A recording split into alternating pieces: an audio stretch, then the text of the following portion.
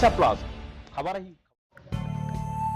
बिना डीजे हिला श्री गणेश भसाणी ढेंकानाल जिला पर्जंग ब्लॉक सांदा पंचायत सरबेरिणी सिद्धिविनायक पूजा कमिटी तरफ पर्जंग पुलिस प्रशासन निर्देश को सम्मान जनाई सांदा सरबेणी सिद्धिविनायक पूजा कमिटी बिना निशा बिना डीजे रे चलित वर्ष गजाननकर भसाणी उत्सव पालन करिछि।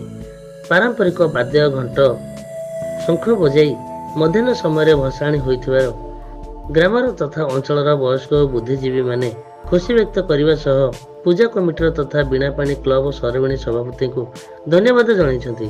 एहा द्वारा नूतन युवपीढ़ी उपर एक सकारात्मक प्रभाव पड़िबो बोली आशा करा जायछि। ढेंकानालରୁ बलराम साहू रिपोर्ट ओडिशा प्लस।